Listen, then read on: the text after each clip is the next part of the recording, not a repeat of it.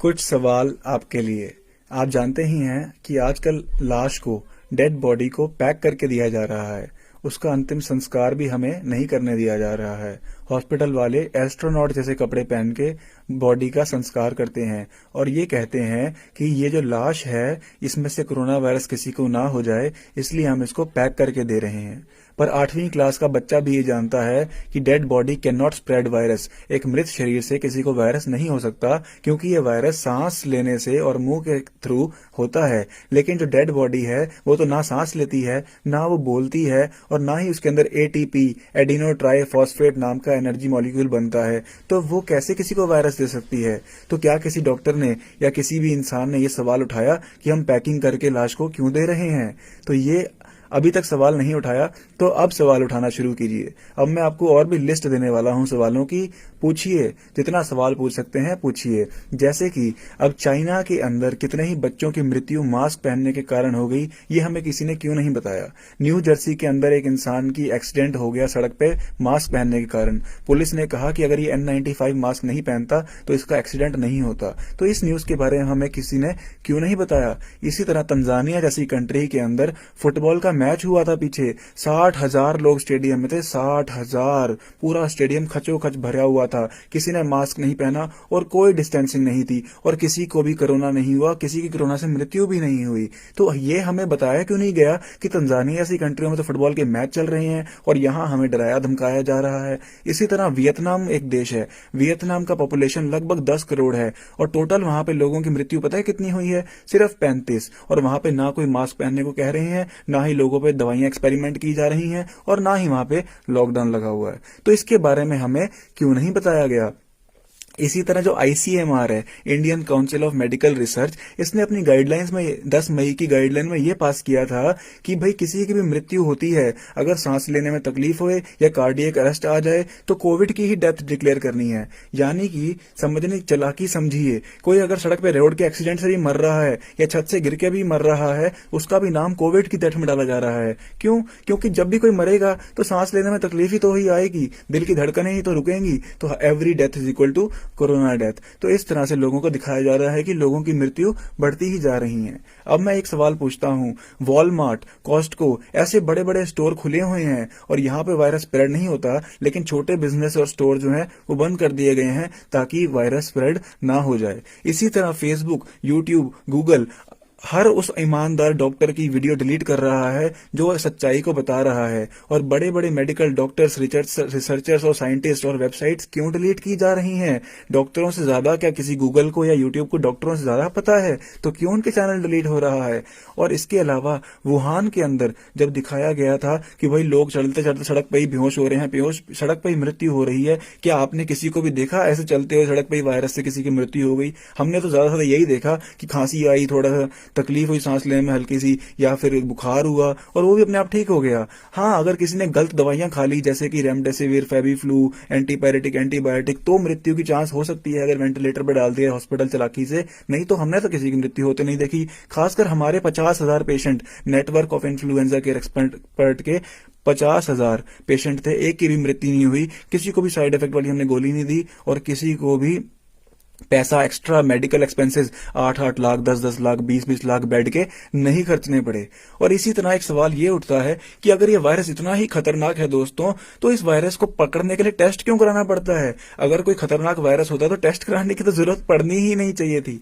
और इसी तरह मैं बताना चाहता हूं कि food and drug administration FDA ने भी अपनी गाइडलाइंस में लिखा है कि this virus has not been isolated, मतलब इसको प्यूरिफाई नहीं किया गया। कोई भी वायरस नया आता है तो उसका एविडेंस पेश करना पड़ता है जो कि पोस्टुलेट में से पास होकर निकलता है। तो इस वायरस को तो कभी आइसोलेट किया ही नहीं गया। तो हमें कैसे पता है कि ये नया वायरस आया है? ये तो वही खांसी, जुकाम, निमोनिया जो तो पहले भी होता था, हर साल होता था। लगभग 4 से 6 लाख लोगों की मृत्यु इन्फ्लुएंजा से हर साल होती थी, लेकिन हमें मीडिया रोज रोज दिखाती थोड़ी थी कि आज देखो खांसी जुकाम से इसकी मृत्यु हो गई। और हर साल लगभग 10-20 लाख लोगों की टीबी से मृत्यु हो जाती है। तो टीबी तो बहुत खतरनाक है, उसके बारे में भी हमें ऐसा कुछ दिखाया नहीं गया। इसी तरह अब बात करें असली, जो केस बढ़ रहे हैं, केस बढ़ रहे हैं, केस बढ़ रहे हैं, और जिसके नाम पर लॉकडाउन कराया जा रहा है, वो जो टेस्टिंग किट है जिससे हम कोरोना का टेस्ट करते हैं, उसकी आप लेवल चेक करिए। उसका लेवल ऐसा है कि एफडीए ने उसमें लिखा है कि this test is not approved and not cleared by FDA. इसी तरह जिसने उसका आविष्कार किया है टेस्ट का, कैरी मिलर्स,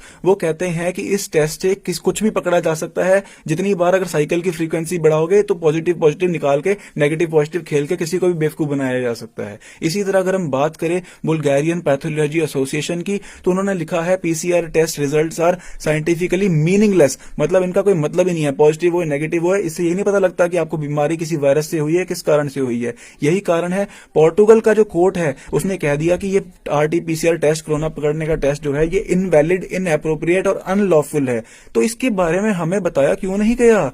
और अब ये देखिए पंजाब में इतने सारे किसान जो प्रोटेस्ट कर रहे हैं, लाखों की तादाद में, 10 लाख से भी ऊपर की तादाद है, लेकिन किसी को भी कोरोना हुआ क्या? इतने लोगों को कोई डिस्टेंसिंग नहीं है, कोई मास्क नहीं है, कुछ हुआ किसी को? कुछ नहीं हुआ, क्योंकि दोस्तों ये बेवकूफ बनाने की चाल है, समझिए इस बात को। और डब्ल्यूएचओ के जो डायरेक्टर हैं, जो हेड हैं, मालिक जो उनके हेड हैं, उनके पास एक भी मेडिकल की डिग्री नहीं है, तो उनको उनका डब्ल्यूएचओ का कैसे बना दिया गया हेड? और डब्ल्यूएचओ जो ऑर्गेनाइजेशन है, कभी आपने सोचा कि ये किसने बनाई है, किसने इसको हमारा बॉस बनाया है? कभी इसके बारे में सोचा?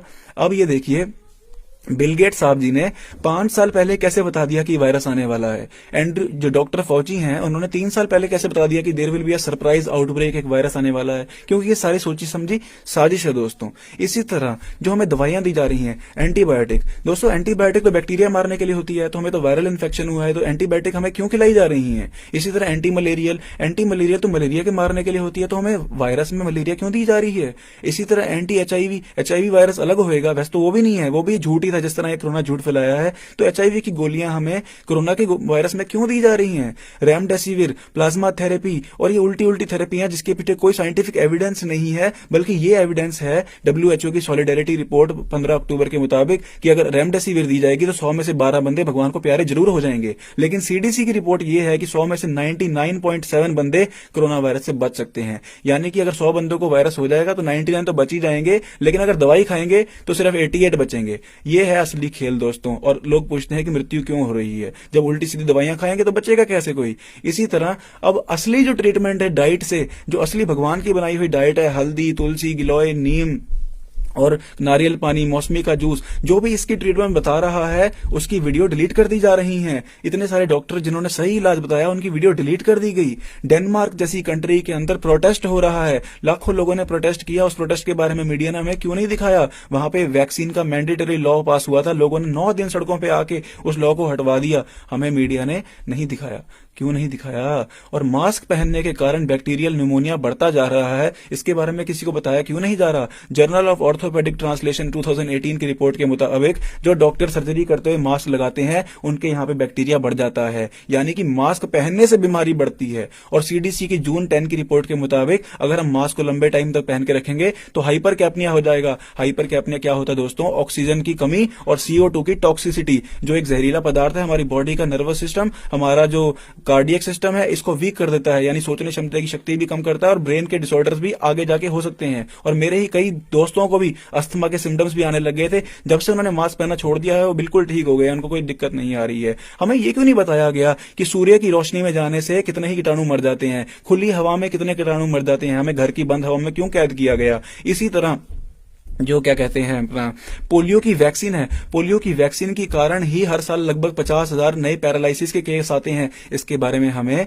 क्यों नहीं बताया गया दोस्तों? और जो वैक्सीन ये आने वाली ही है, इस वैक्सीन के अंदर फीटल बोवाइन सीरम, यानी कि प्रेग्नेंट गाय की हत्या करके उस गाय को, उसके गाय के अंदर का जो बच्चा अभी जन्म भी नहीं हुआ जिसका, उसको बाहर निकाल के उसके अंदर दिल में छेद करके उसका खून निकाल के इस वैक्सीन में डाली जाएगी, इसके बारे में हमें क्यों नहीं बताया गया? और इस वैक्सीन के अंदर इतनी भारी मात्रा में एल्यूमिनियम, मरकुरी, फॉर्मेल्डिहाइड, ग्लाइफोसेट, ये सारे कैंसर कॉजिंग एजेंट्स पड़ते हैं, इसके बारे में हमें क्यों नहीं बताया गया? दोस्तों अब जब डर जाओगे ना आप मीडिया की बातें सुन सुन के, तो आपका दिमाग जो है लॉजिकल काम करना बंद कर देता है। उसका रीजन ये है, when you are in fear, your neurocortex, जिसमें आपकी सोचने समझने की क्षमता होती है दिमाग में, वहां से ब्लड की सप्लाई आपकी एक्सट्रीमिटीज यानी कि आपके हाथों और पैरों में चली जाती है, ताकि आप अपने आप को फ्लाइट एंड फाइट मोड में बचा सकें। तो थोड़ा सा आप ध्यान साधना साधना कीजिए, भगवान का नाम जपिए। फालतू की जो डेंजरस न्यूज है, मेन स्ट्रीम मीडिया जितने भी आज तक, Republic TV, India TV, Fox TV, BBC News, CNN, जो भी हैं ये कोई भगवान के भेजे हुए नहीं है। WHO, WTC, UN, UNO और FDA, CDC, ये कोई भगवान की बनाई ऑर्गेनाइजेशन नहीं है। आंख बंद करके किसी पे विश्वास आज की डेट में किया नहीं जा सकता। अपना रिसर्च आप कीजिए, समझदार बनिए, आने वाले समय के लिए अभी ही तैयार हो जाइए, क्योंकि अगर अभी नहीं तो कभी नहीं। So stay healthy, stay happy and stay strong.